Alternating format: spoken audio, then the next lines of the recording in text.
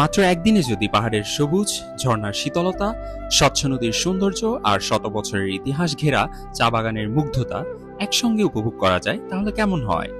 আজ আমরা ঘুরে দেখব সিলেটের তিনটি অসাধারণ গন্তব্য: উৎমাছড়া, সাদা পাথর আর মালনীছড়া।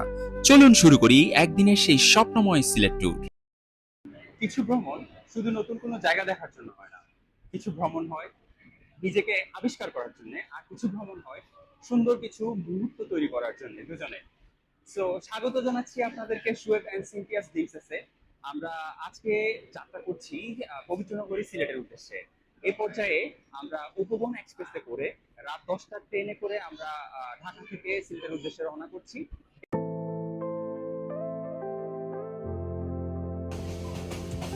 রাতভর ট্রেন জার্নির পর সকালের সৌন্দর্য আমাদের নজর কাড়ে, আর অল্প কিছুক্ষণের মধ্যেই আমরা পৌঁছে যাব প্রকৃতির অপার সৌন্দর্যের শহর সিলেটে। এটি বাংলাদেশের এমন একটি শহর যেখানে প্রতিটি পথ যেন নিয়ে যায় নতুন কোনো সৌন্দর্যের কাছে।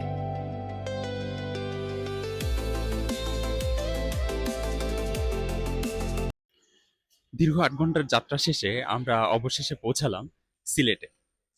আমাদের ট্রেন যাত্রা করার কথা ছিল রাত 10টায়, কিন্তু 10টার পরিবর্তে আমাদের যাত্রা শুরু হতে হতে 11টা, সোয়া 11টা বেজে যায়। এবং আমরা এখন সকাল 7টা 10, আমরা এই মুহূর্তে সিলেট এসে পৌঁছালাম। আমরা এখন পৌঁছে যাব আমাদের হোটেলে, গ্র্যান্ড ইমারা হোটেলে। আমাদের সাথেই থাকুন।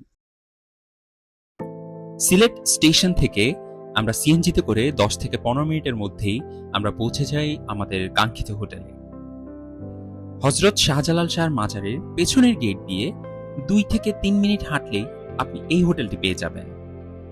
আমরা হোটেলে ঢুকে চেক ইন করে ফ্রেশ হয়ে আমরা বেরিয়ে পড়ি প্রকৃতির খোঁজে।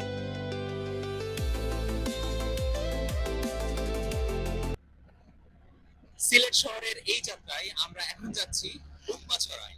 উৎমাছড়ার পর আমরা যাব সাদা পাথর। আমাদের সাথেই থাকুন।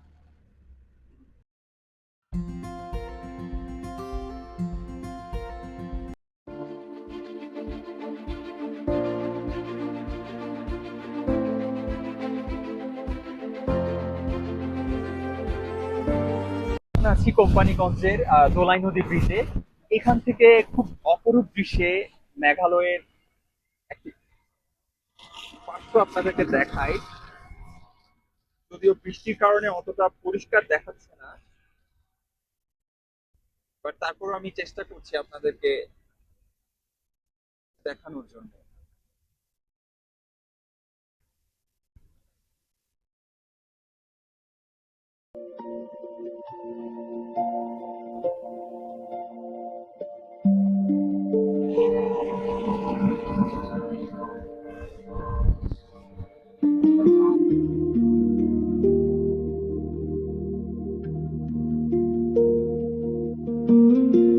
চারপাশের সৌন্দর্য দেখতে দেখতে আমরা চলে যাচ্ছি উৎমাছড়ার দিকে।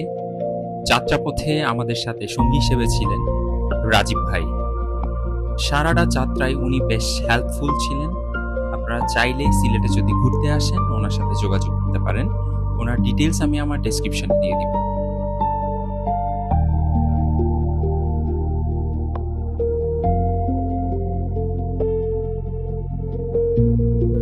অনেকেই এই জায়গাটিকে সিলেটের হিডেন প্যারাডাইস বলে।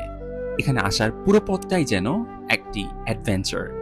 পাহাড়ি রাস্তা, ছোট ছোট ঝিরি আর ঘন ঘন সবুজ বন পেরিয়ে পৌঁছাতে হয় এই জায়গায়। উৎমাছড়ার সবচেয়ে বড় আকর্ষণ হলো পাহাড় থেকে নেমে আসা ঝর্ণার পানি আর একেবারে নির্জন শান্ত পরিবেশ। এখানে নেই কোনো কৃত্রিমতা, আছে শুধু প্রকৃতির নিজস্ব সৌন্দর্য।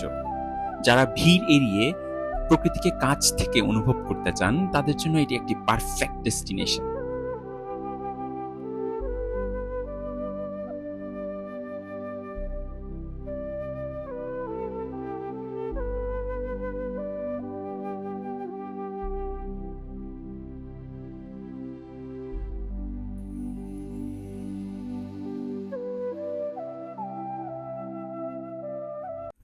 উৎমাছড়ার সৌন্দর্য উপভোগ করার পর আমরা এখন ছুটে চলেছি ভোলাগঞ্জ সাদা পাথরের দিকে।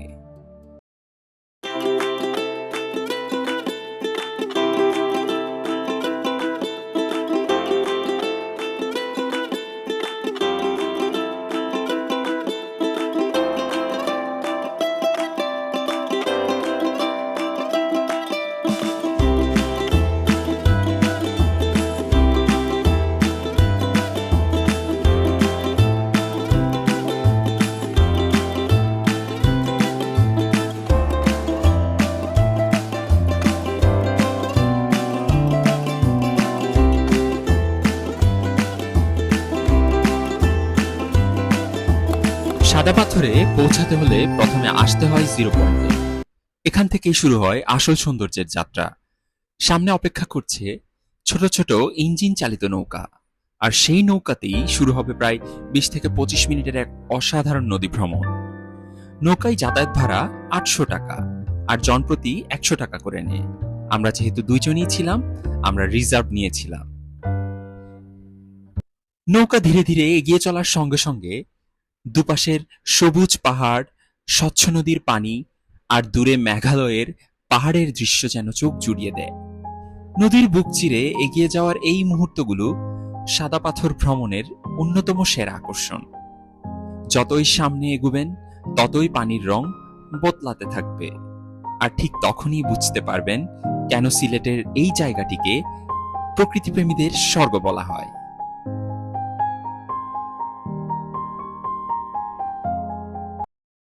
আজকের দিনের বহুল প্রতীক্ষিত গন্তব্য সাদা পাথর। প্রথম দেখাতেই মনে হবে এ যেন বাংলাদেশের নয়, অন্য কোনো দেশের দৃশ্য। মেঘালয় পাহাড় থেকে নেমে আসা স্বচ্ছ পানি, নদীর বুকে ছড়িয়ে থাকা বিশাল বিশাল সাদা পাথর আর দূরে নীলাভ পাহাড়, সব মিলিয়ে অসাধারণ এক দৃশ্য।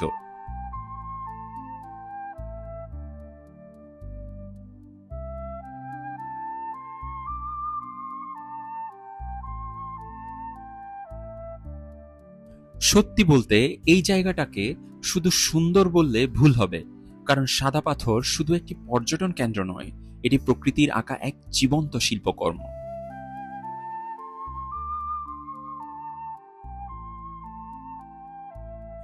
দূরে মাথা উঁচু করে দাঁড়িয়ে আছে ভারতের মেঘালয় পাহাড়। পাহাড়ের বুক চিরে নেমে আসা ঠান্ডা পানির ধারা এই নদীকে দিয়েছে এক অনন্য প্রাণ। চারিদিকে সবুজ পাহাড়, মাঝখানে নীলাভ স্বচ্ছ নদী আর নদীর বুকে ছড়িয়ে থাকা শুভ্র পাথরের সমারোহ, সব মিলিয়ে মনে হবে যেন প্রকৃতি নিজের সবচেয়ে সুন্দর ক্যানভাসটি এখানেই এঁকেছে। নদীর ঠান্ডা পানিতে পা ডুবিয়ে বসে থাকলে এক অদ্ভুত প্রশান্তি অনুভব হয়। শহরের কোলাহল, ব্যস্ততা আর সব দুশ্চিন্তা যেন মুহূর্তেই হারিয়ে যায়। শুধু শুনতে পাবেন পাখির কলকল শব্দ, পাখির ডাক আর প্রকৃতির নীরব সুর। সত্যি বলতে সাদা পাথর এমন একটি জায়গা যেখানে ঘড়ির কাঁটা খুব দ্রুত চলে, কিন্তু স্মৃতিগুলো থেকে যায় আজীবন। আপনি যদি কখনো সিলেটে আসেন, তাহলে এই জায়গাটি আপনার ভ্রমণ তালিকায় অবশ্যই রাখবেন, কারণ সাদা পাথর শুধু চোখে দেখা যায় না, এটি মন দিয়ে অনুভব করতে হয়।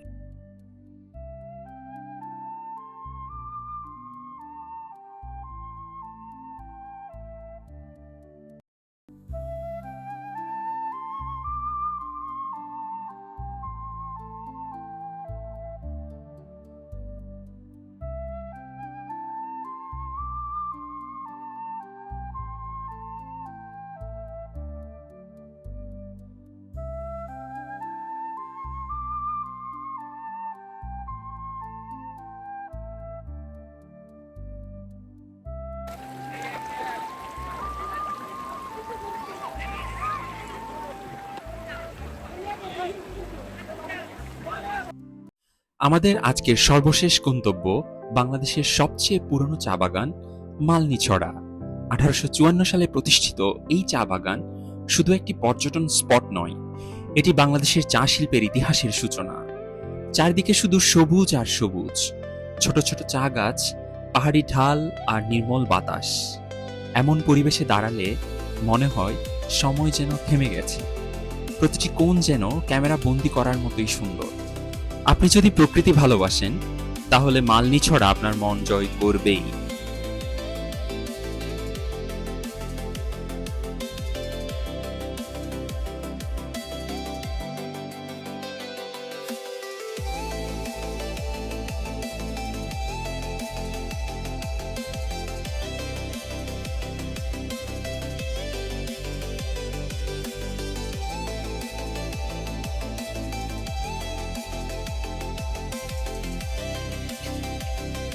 একদিনে 3টি জায়গা, কিন্তু প্রতিটি জায়গা আলাদা আলাদা অনুভূতি।